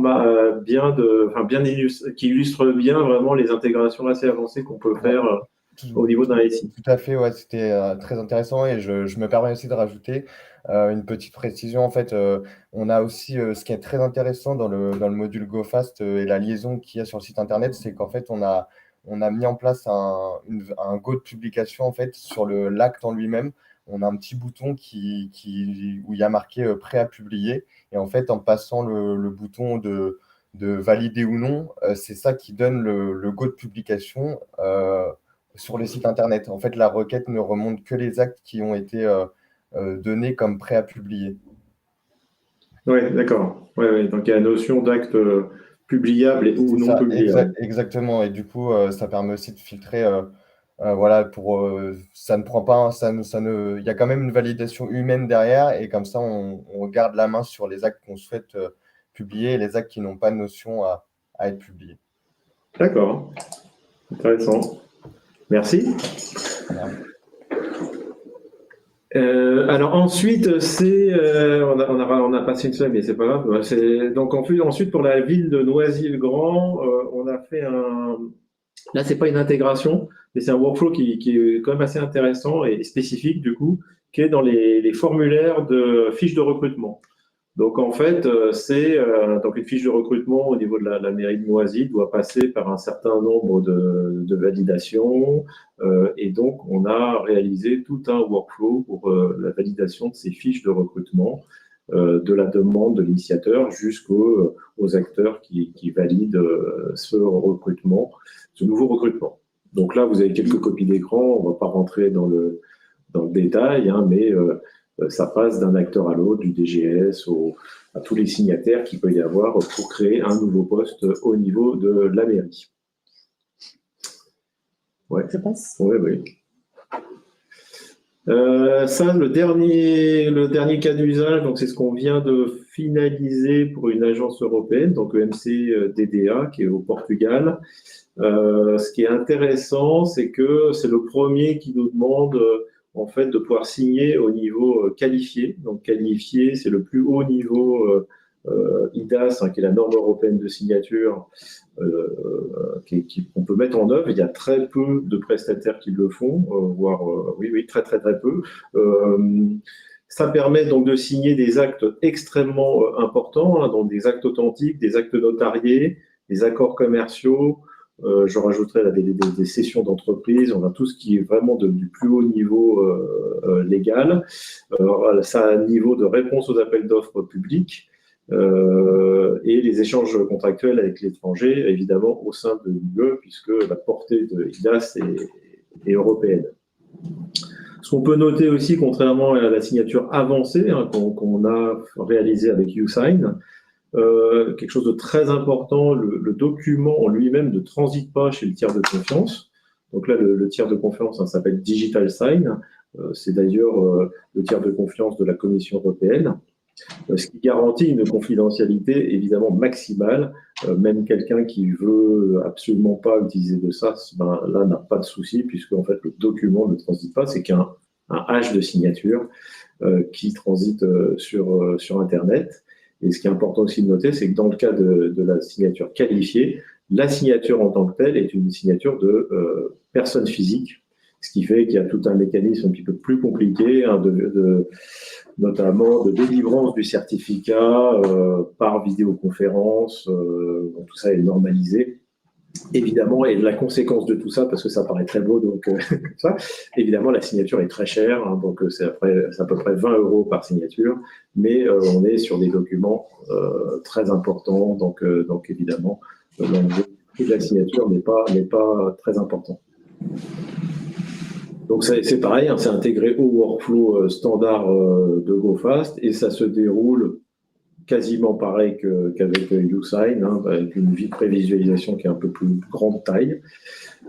Et là, il y a même une double authentification. Donc non seulement sur le téléphone par SMS, mais il faut aussi se authentifier sur la plateforme GoFast, et donc après derrière chez le tiers de confiance. Et à la fin, donc, le document a cette valeur probante de très très haut niveau. C'est un des premiers projets comme ça en tout cas que je vois en France. Voilà. Est-ce qu'il y a des questions sur cette partie-là? Juste peut-être redonner le nom pour qui vous avez fait ce projet-là, j'ai pas entendu. Alors c'est l'agence européenne EMCDDA, donc c'est l'Observatoire des drogues et de la protection des drogues en Europe. D'accord. Donc eux, ils ont aussi des contraintes de sécurité très importantes. Évidemment, c'est une cible de tous les trafiquants et les cyberattaques possibles. Donc ils ont une notion de sensibilité qui est très avancée. Et c'est un projet, peut-être qu'un jour on fera un Rex avec eux. Alors, je crois qu'ils ne sont pas là, il y a quelques personnes de MCDDA qui parlent français, mais j'espère qu'on pourra faire un jour un Rex sur leur utilisation, puisqu'en fait ils font des rédactions de tous leurs rapports avec plein de pays européens qui sont en co-construction de ces rapports, évidemment, sur la plateforme GoFast. Voilà. Et ensuite, alors voilà un petit peu le roadmap de la plateforme. Alors, d'où on vient, donc il y a un petit peu le passé. Il y a un point juste que je voudrais souligner dans ce qui a été lancé précédemment, c'est qu'on a lancé une GoFast Community, on a relancé une GoFast Community à l'été. Pendant 2 ans, on n'en avait pas, et c'est un démonstrateur pour nous d'une nouvelle technologie qu'on va mettre en œuvre en 2024. Bon, je vais parler de la containerisation de GoFast. Donc voilà, donc on a fait ce milestone assez important. Là, plus récemment, il y a une version 4.1 qui a été lancée, normalement qui est composée de podfix, mais il y a quand même quelques mises à jour importantes et des ajouts de fonctionnalités qu'on voulait rapidement passer, comme le tableau blanc. On a réussi normalement enfin à contourner pas mal de problèmes de Jitsi dans certaines configurations sécurité, de firewall, de port fermé, qui fait que normalement le déploiement peut être fait d'une façon plus importante. La version 4.2, j'en parlerai, c'est la prochaine version majeure, j'en parlerai sur la slide d'après, donc là je ne vais pas m'appesantir.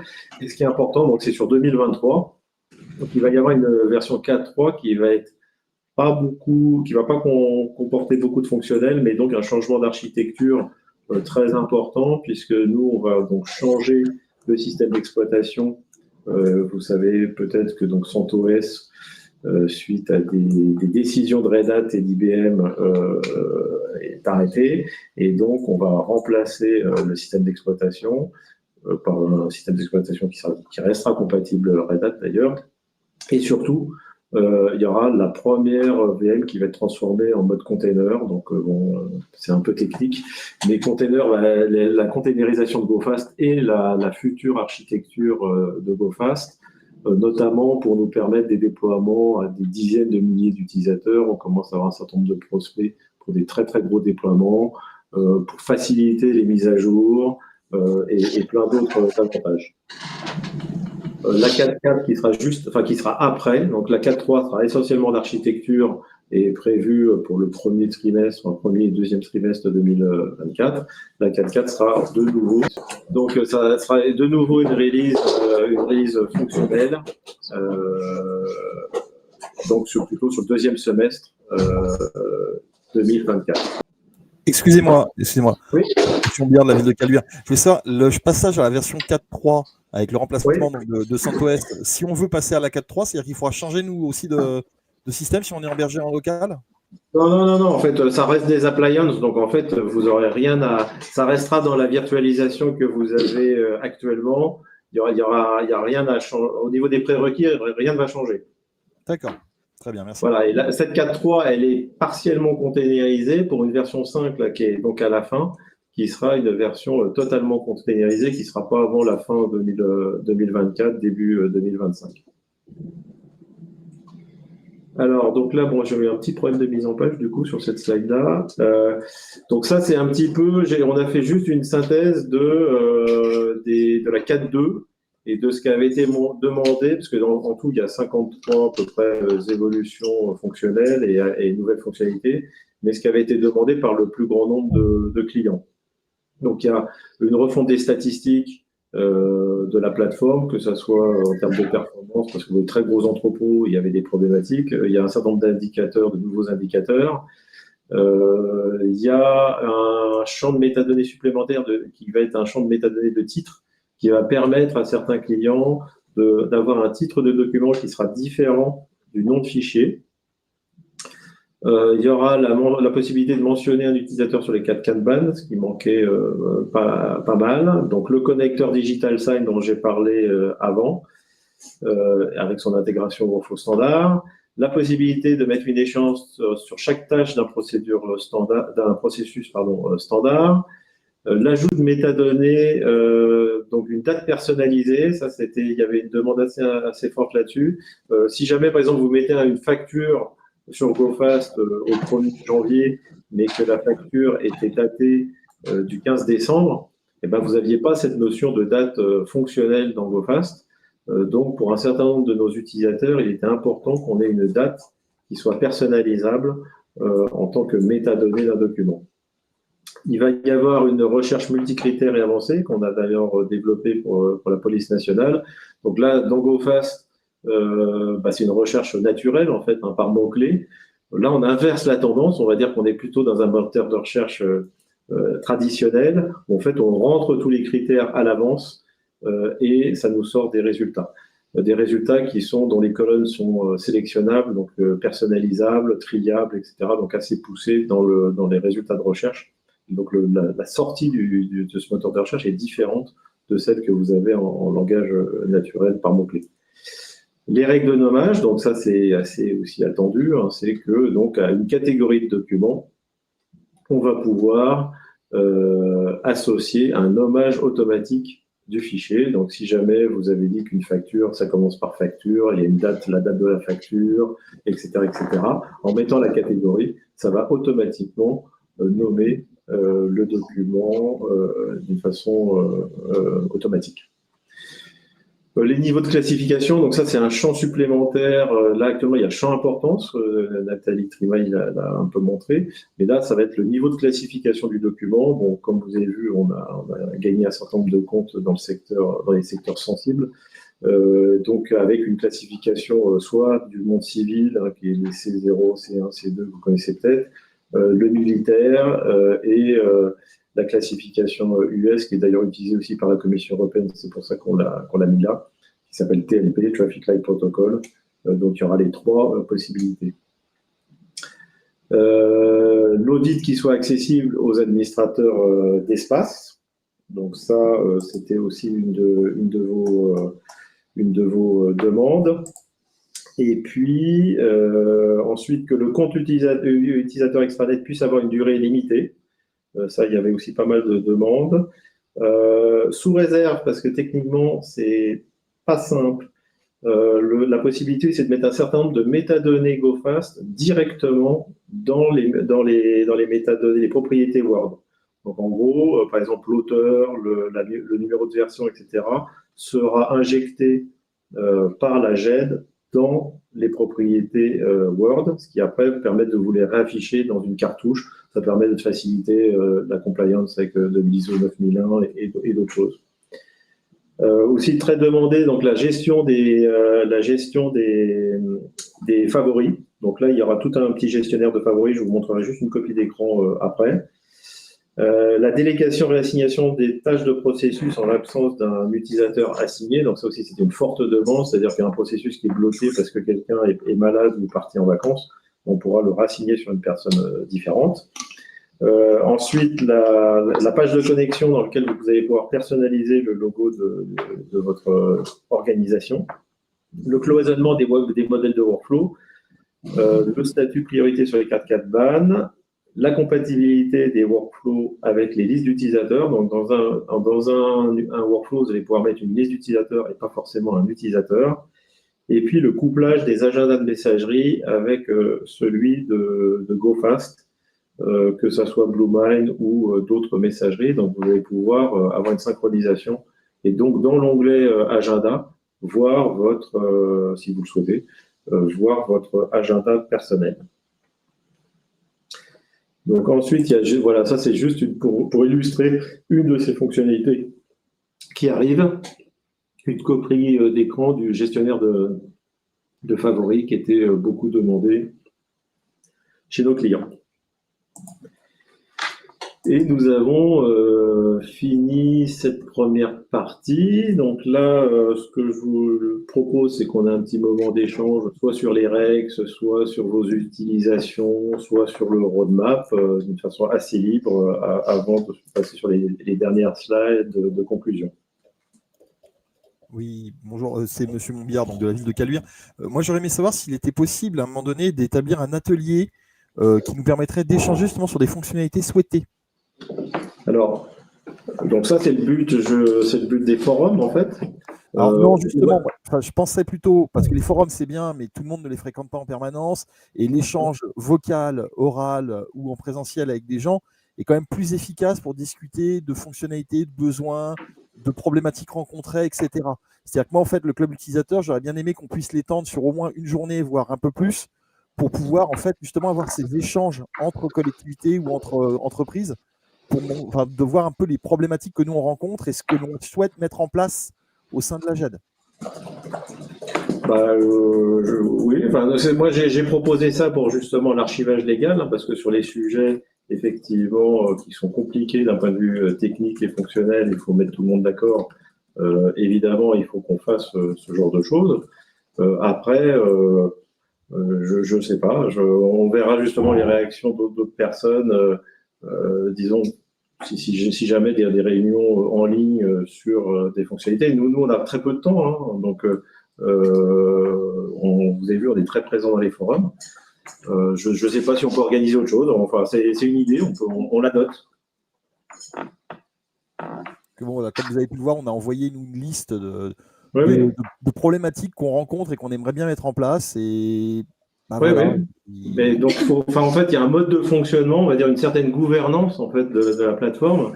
Ça ne veut pas dire qu'on n'est pas ouvert à d'autres mécanismes de fonctionnement, mais donc nous, on a des échanges avec les clients one-to-one. Après, si on met tout le monde dans des réunions, il y aura sûrement un gros travail de préparation sur tous les sujets. C'est des réunions qui, effectivement, vont passer une demi-journée. Voilà, il faudrait que tout le monde ait du temps, tout le monde veuille participer. Déjà dans les forums, bon, maintenant il y a une grosse activité, donc c'est bien, mais ça a mis beaucoup de temps avant qu'on arrive à faire participer tout le monde. On peut faire un autre format aussi, on a noté l'idée. Merci. Ouais, avec plaisir. Y a-t-il d'autres remarques, questions ? Moi, j'avais une remarque, c'était une évolution dont on avait parlé, mais je ne sais pas si elle fait partie de la roadmap. C'était le fait que quand on arrive sur un espace, aujourd'hui, on arrive, sur l'onglet documents, Oui, alors que dans certains contextes, les utilisateurs aimeraient bien plutôt arriver sur la page d'accueil et pouvoir y mettre, des messages, un contenu qui permet, de ne pas arriver directement sur l'espace documentaire. Et je me souviens qu'on avait évoqué ouais, le fait que ce soit une évolution possible, que si ouais, la partie accueil est remplie, elle serait, ouais. est-ce que ça rentre dans les roadmaps à venir, Christopher? Alors, Ou en fait, enfin, j'ai en tête la demande, mais je ne sais plus si on l'a fait en 4.2 ou pas. Parce que là, comme je vous ai montré, on a fait 53 évolutions en fait sur la 4.2. Là, j'ai fait un résumé, enfin, on a fait un résumé des demandes où il y a le plus grand nombre de clients qui demandaient cette évolution. Je me renseignerai et puis je vous dirai, mais je crois qu'elle a été faite, hein, il me semble. C'est-à-dire que dès qu'il y avait une page d'espace qui avait été remplie, c'est ça, on arrivait sur la page d'espace plutôt que sur l'explorateur. c'est ça, tout à fait. D'accord. On vérifiera, Nathalie, et on vous tient au D'accord, courant. merci. Ouais.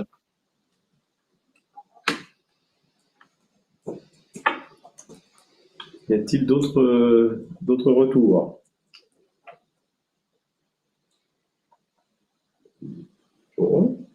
C'est vrai que moi je rejoins, monsieur qui a parlé juste avant sur le fait que ça peut être intéressant, même entre utilisateurs, de partager, nos expériences, là, par exemple, ce qui a été dit, au niveau de la ville de Malakoff, sur le Ouais. fonctionnement, enfin voilà, je trouve que même quelquefois, même sans l'éditeur, enfin moi j'ai souvenir de clubs utilisateurs où il y avait une partie avec l'éditeur, une partie sans l'éditeur, où en fait on pouvait aussi partager, nos cas d'usage, nos difficultés, par exemple sur l'aspect formation tout à l'heure qui a été évoqué. Enfin je trouve que ça pourrait aussi être très riche entre nous, de partager sur nos méthodologies, sur nos façons de faire, parce que quelquefois on est finalement un peu isolé dans nos organisations, à travailler sur ce sujet-là, enfin en tant que chef de projet. Et moi je serais assez preneuse de ça, mais après il faut voir Alors, sous quelle modalité. oui, oui. Alors, du coup, vous êtes vraiment tous libres. Hein. Nous, on sera très content de voir qu'il y a des clubs utilisateurs ou des rencontres qui se font entre utilisateurs. Je crois que là, d'ailleurs, c'était un peu la demande de la ville de Caluire-et-Cuire. C'était Oui, même tout à que fait, nous, oui. on soit pas forcément présents. C'est que vous Oui, nous oui. rencontriez. Alors, peut-être que ça me fait penser que, je ne sais même pas si en fait on a un annuaire Bah des non, je pense pas, personnes. ouais. Voilà, donc ça me paraît peut-être la première chose à faire, c'est de partager un annuaire des référents peut-être qui sont au sein de chaque client, non? Oui, ça pourrait être déjà un début. En fait, l'idée, c'est un peu, alors je sais pas quel type de club utilisateur vous faites référence. Nous, on a un club utilisateur sur notre logiciel de ressources humaines, entre autres, hein, finance et compagnie, où effectivement, on est un club utilisateur sur 2 jours, où on a une partie, la première demi-journée, l'éditeur présente sa roadmap, les évolutions, machin truc. Et là, ensuite, une journée et demie, ce sont des ateliers où on va discuter un petit peu justement des évolutions souhaitées, de ce que nous, on souhaite soumettre à l'éditeur, et justement de voir combien il y a de clients qui sont intéressés. L'idée, après, c'est de soumettre à l'éditeur une liste d'évolutions souhaitées avec un nombre de clients qui ont voté pour ces évolutions, et justement de faire un pré-mâchage du travail d'évolution, si vous voulez. Alors, C'est pas d'aller contre l'éditeur, c'est plutôt non, mais nous on serait pour, parce qu'en fait, actuellement, c'est ce travail-là qu'on fait nous, c'est-à-dire qu'on recense toutes les demandes des utilisateurs, des clients, et après, justement, sur une demande, c'est pas un vote, mais c'est le nombre de clients qui ont demandé cette fonctionnalité, on fait ce recensement. Effectivement, si vous pouvez le faire en amont, nous, ça va nous faciliter la tâche. Hein. Moi, je suis tout à fait pour. Hein. Moi, je pense que ça serait intéressant de pouvoir développer ce type d'échange, et donc de pouvoir ramasser un maximum de clients autour d'une fonctionnalité. Oui. Moi, c'était toujours, je reviens avec nos forums, mais quelque chose peut-être de plus structuré. Nous, on est partants, parce que ça va nous simplifier la tâche. Actuellement, chaque fois qu'il y a une demande, quelle que soit la demande, on la référence dans notre outil. Après, quand il y a la même demande qui est faite, il faut qu'on la rajoute, on rajoute le client qui l'a demandé. Enfin, tout ça est déjà structuré chez nous. Mais si en amont, vous faites ce travail, on sera les premiers contents. Je pense qu'il faudrait qu'on discute un petit peu de comment est-ce qu'on peut effectivement se mettre en relation avec les clients, etc. et monter ce principe d'échange, en fait. D'accord, ok. Donc, ce que je note, hein, c'est que la première chose qu'on va faire, Anna, Ouais. c'est qu'on va mettre en place, avec Elena et Arthur en ligne, on va recenser quels sont les référents, ou alors on va vous soumettre un petit questionnaire si vous, à voir, peut-être un formulaire pour que chaque client donne 1 ou 2 référents, ou 3 d'ailleurs, et qu'on mette après en commun ce référentiel. Ça vous dirait? Oui, l'idée aussi serait peut-être de mettre dans ce questionnaire ceux qui seraient intéressés pour participer justement à un atelier de réflexion. Ouais. Ok. Oui, on peut tout faire d'un coup. Très bien. Est-ce qu'on passe sur les dernières slides où il y a encore des questions?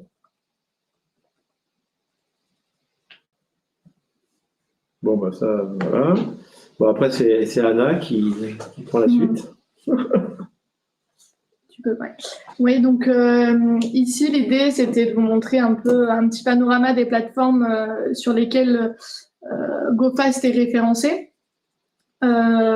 Et de vous dire, voilà, de ne pas hésiter, si vous êtes satisfait, bien sûr, de notre solution, mais ça, j'en doute pas, de nous laisser un petit avis sur ces différentes plateformes, voire une note. Voilà. Je ne sais pas si tu Non. C'était pour passer assez rapidement.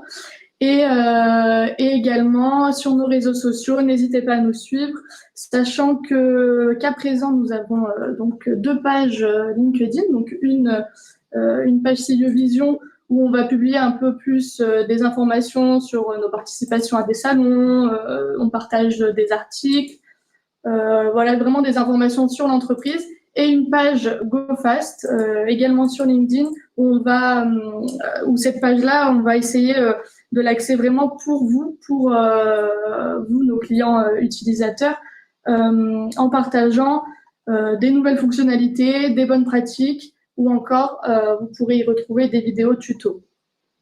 On a aussi donc une page sur Twitter, donc n'hésitez pas à nous suivre sur cette page également.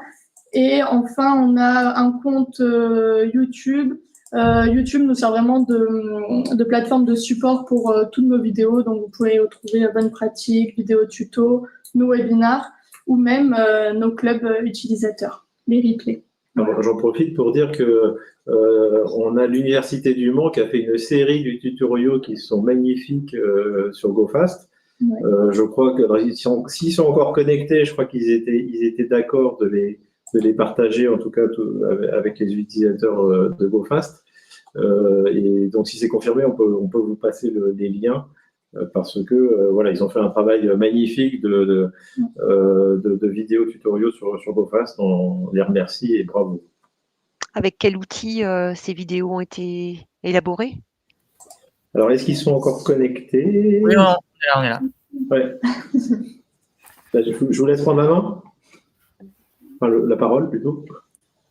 Oui, merci. Donc pour les vidéos, en fait, la captation a été réalisée avec OBS et le montage avec DaVinci Resolve. Donc c'est que des logiciels à licence libre, donc qui peut être utilisé, voilà. Et oui, pour le partage des vidéos, il n'y a pas de souci. Vous pouvez communiquer les liens. Ok, parce qu'on fera peut-être alors une petite modification des slides pour le replay, où on rajoutera, si ça vous va, le lien vers vos vidéos, comme ça, parce qu'elles méritent vraiment d'être partagées, elles sont très bien faites. Oui, excusez-moi, vous parlez aussi sur LinkedIn de 2 liens réseaux sociaux. Est-ce que vous pourriez les mettre également? Oui, bien sûr. Je n'en trouve qu'un en fait. Oui, bonne remarque. On mettra ces liens-là aussi. Oui. Ok. Bon, ça, c'est un petit peu les partenariats. C'est juste pour faire un focus et faire les centrales d'achat, ce qui est nouveau. Donc là, on est très heureux parce donc en dessous, là, dans les catalogues secteur public, on vient d'être accepté au groupe logiciel. Donc le groupe logiciel, c'est un catalogue qui référence un certain nombre de solutions au niveau de tout le ministère de l'Éducation nationale et de la recherche. Donc c'est quelque chose d'assez important, voire très important, d'avoir été sélectionné et accepté dans ce catalogue. C'est tout récent. Et puis en termes de partenariat, Digital 5 dont j'avais parlé, c'est l'offre IDAS qualifiée.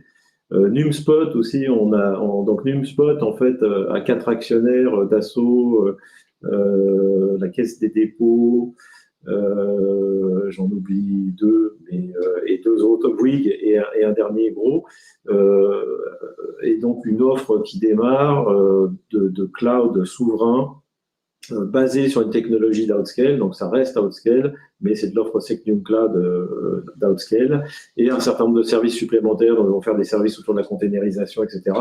Et surtout une force de frappe d'un point de vue commercialisation assez importante, puisque là, ils ont 4 gros actionnaires dans la création de cette nouvelle structure. Et puis DXC, là à droite, alors le logo, vous ne connaissez peut-être pas, c'est DXC, puis d'ailleurs c'est DXC Maroc avec qui on a démarré un partenariat après le GAITEX Africa, notamment pour nous développer au Maroc.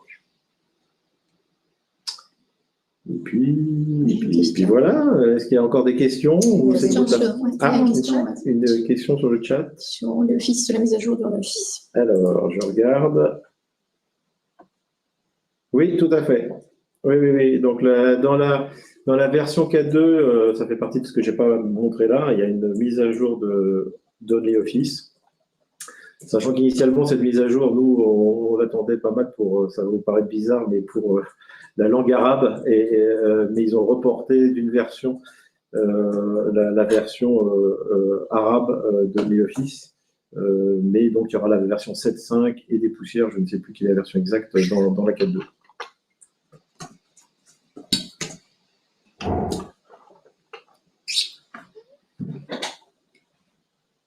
Est-ce qu'il y a d'autres questions? Eh ben, a priori, non, c'était clair. Donc, on vous remercie tous. La GoFast évolue avec vos suggestions, on essaie vraiment de rester au plus proche de vos besoins. Et bon, on a notre roadmap stratégique aussi. Nous, on est émerveillés de voir tous les usages maintenant qui sont faits chez nos clients. D'ailleurs, on en a perdu la trace quasiment, c'est-à-dire qu'il y a tellement d'utilisations qui ont été faites sans qu'on le sache, que c'est l'occasion, je pense, ce club de les partager. Donc, n'hésitez pas à faire des propositions de partage de cas d'usage. Là, on a appris justement le couplage avec Vitam. On n'était même pas au courant que quand même nos clients l'avaient fait et on l'a appris un peu par surprise. Mais il y a plein d'autres cas en fait maintenant. Donc, c'est vraiment c'est super. Ce que je voulais dire aussi, qui est peut-être un peu le mot de la fin aussi, c'est qu'on développe GoFast sur nos fonds propres. On n'est dépendant d'aucune subvention de société de capital risque de fonds étrangers. Donc en fait, c'est très important que vous parliez de nous.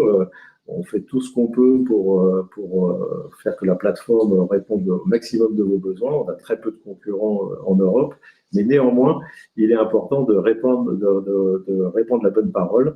Donc on compte sur vous là-dessus. Voilà, et puis la photo que vous voyez, c'est un de nos développeurs, Raphaël, qui, au travail, pendant qu'on fait cette visio et ce club utilisateur, continue de faire des évolutions de la plateforme GoFast. Moi, je voulais juste indiquer que je voulais remercier les gens du support qui sont très, très réactifs à chaque fois qu'on leur pose une question. Merci Nathalie, c'est vrai que c'est pas facile, surtout que ce que je rappelle, c'est que GoFast c'est une plateforme dédiée, chaque client a sa plateforme à lui, et donc effectivement au niveau de l'activité du support, ça fait une activité assez importante, et donc ils ont un travail très important au sein de la société. On essaie toujours de s'améliorer, mais voilà, ils sont très motivés et ils essaient de faire au mieux, et je suis content. On leur passera les remerciements. Vous pouvez également leur passer nos remerciements au sens où effectivement vous êtes une des sociétés qui a le taux de rapidité de réponse aux problèmes. Merci, là, ça nous fait chaud au cœur, je pense, parce qu'il y a vraiment beaucoup de travail. C'est un peu un travail dans la soute. En plus, le support, ils ont un métier quand même qui est un peu ingrat. Et ils essaient d'être quand même orientés clients, ce qui est pas toujours le cas, j'avoue. On essaie de faire un maximum pour qu'ils soient le plus orientés clients, et donc ça leur fera très très bien. Je me joins également aux remerciements. Effectivement, le support toujours très réactifs et de très bons échanges. Et pour le petit clin d'œil, pour le développement de notre module sur GoFast, j'ai eu l'occasion d'échanger beaucoup avec Raphaël, qu'on voit en photo là, et ça a été mon interlocuteur privilégié, et ça s'est très bien passé. Enfin, voilà, on a eu des très bons échanges. Donc, voilà, je le remercie aussi individuellement. C'est très gentil, on lui passera ça lui fera aussi chaud au cœur. On lui passera des remerciements. Bon. Eh bien, écoutez, on est très content d'avoir refait ce deuxième club utilisateur avec vous. J'espère qu'on a tous appris des choses, que vous êtes contents de cette session, et on se réjouit de se voir l'année prochaine. J'espère qu'une année, on le fera en physique. Le Covid est maintenant derrière nous. Ça sera peut-être plutôt de savoir, ça sera un vrai challenge, je pense, un peu logistique, mais je crois que certains avaient évoqué le sujet. On l'a toujours un petit peu en tête. On verra si c'est l'année prochaine ou l'année d'après. Merci à tous. Et puis, très bonne journée et à bientôt sur GoFast. Enfin, la vôtre. Merci. Avec plaisir. Merci. Bonne journée. Merci bien. Au revoir. Au revoir. Merci.